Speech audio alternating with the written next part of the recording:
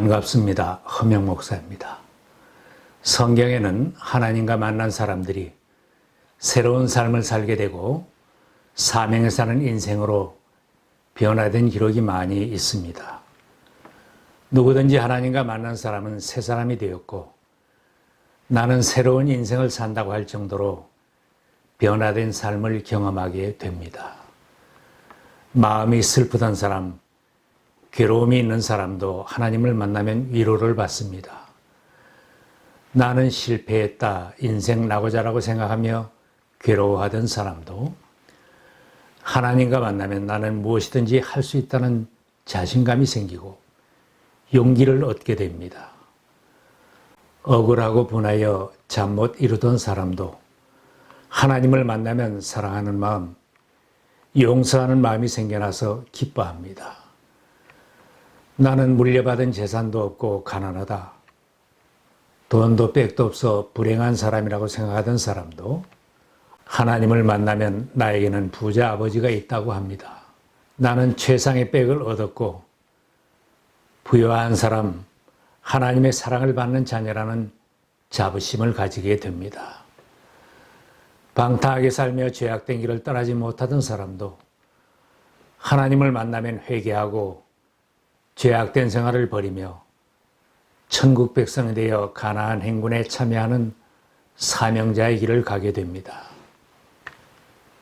출애굽기에는 하나님과 만남이 이루어진 모세가 80고령의 이스라엘 민족을 출애굽시키는 사명자로 새 출발한 기록이 있습니다.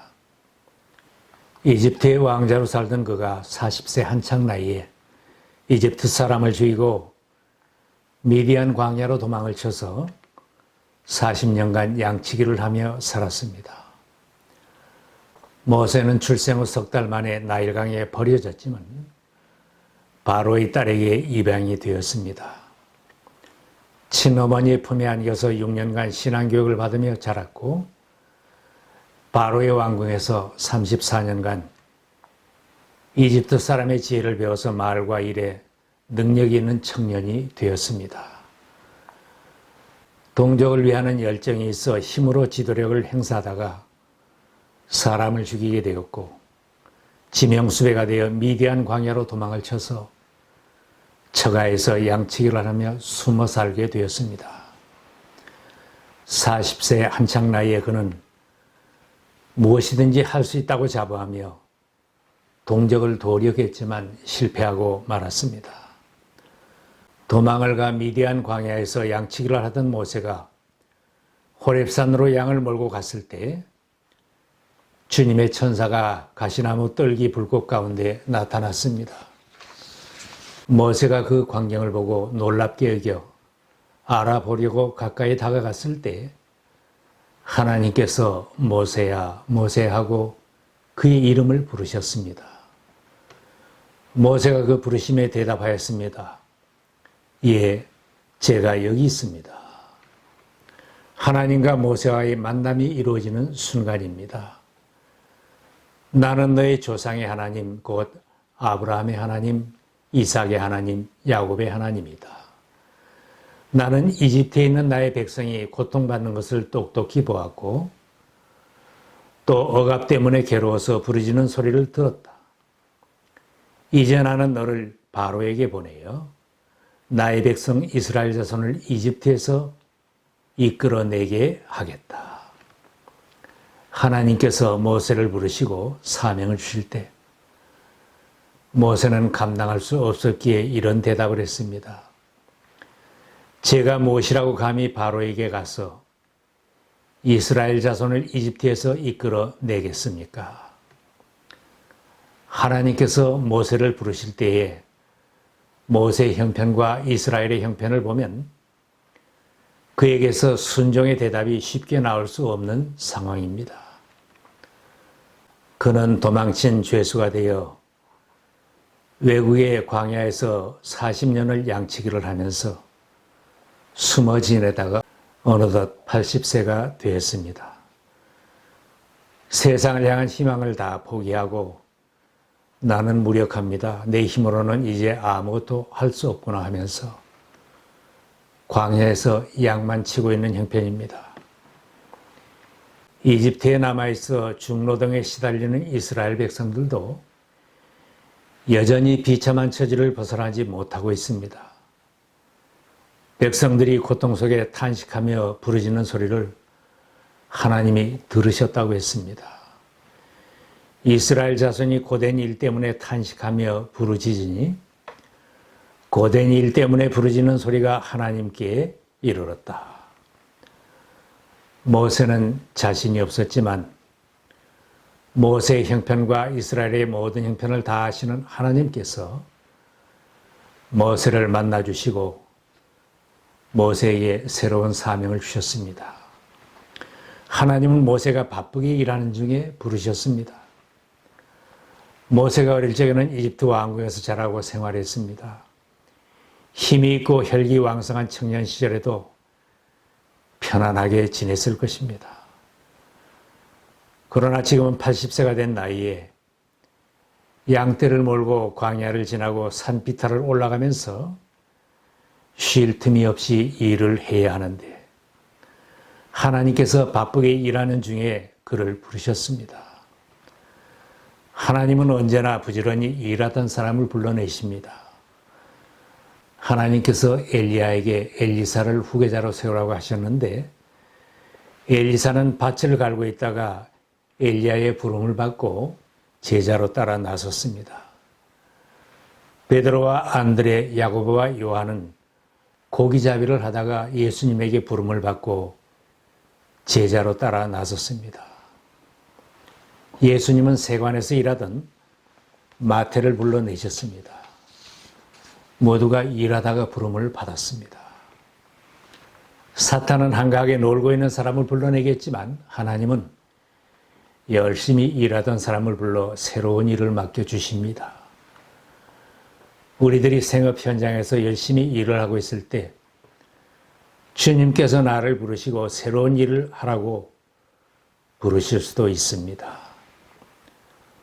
우리들 주변에도 복음을 전하고 교회를 섬기는 많은 주의 종들이 열심히 일하던 현장에서 부름을 받고 하나님이 하라고 하는 새로운 일을 시작한 것을 봅니다. 여러분도 열심히 바쁘게 일하는 중에 하나님께서 그 현장을 찾으시고 내가 맡기는 일을 하라고 불러내실 때는 사양하지 말고 응답할 수 있기를 바랍니다. 하나님은 주변 환경이 나쁘고 어려운 시절에도 우리를 불러내십니다. 하나님께서 모세를 부르실 때는 어려운 시절입니다. 이집트에서는 이스라엘 백성들에게 더 어려운 시절이 찾아온 때입니다.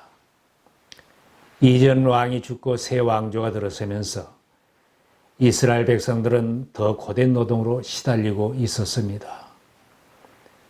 강제노동 감독관과 작업반장들이 이스라엘 백성들을 혹독하게 대하므로 곤경에 빠져 있고 사기가 저하되어 있습니다.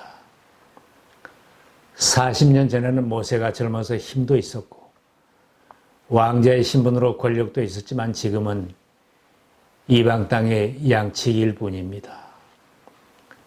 모세가 생각하기에는 장애의 벽이 너무나 엄청났던 것입니다.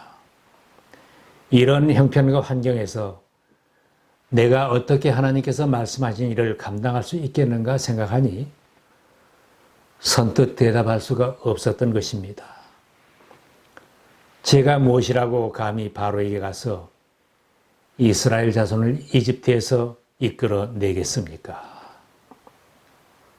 하나님은 이처럼 어려운 때에도 우리를 구원하시기를 기뻐하십니다. 우리가 당한 어려운 시절 캄캄한 밤에도 하나님은 길을 만들어주시고 피하게 하십니다. 실제로 이스라엘 백성들이 탈출하는 중에도 바로가 10번이나 이스라엘 백성들의 탈출을 방해하고 가로막았지만 결국 하나님은 탈출할 길을 만들어 주셨습니다. 홍해 앞에서 다 죽을 지경이 되었을 때도 하나님은 홍해를 마른 땅처럼 건너게 길을 만들어 주셨습니다. 요단 강물이 두 가지 넘쳐 흐를 때에도 하나님은 요단강을 마른 땅처럼 건너게 하셨습니다.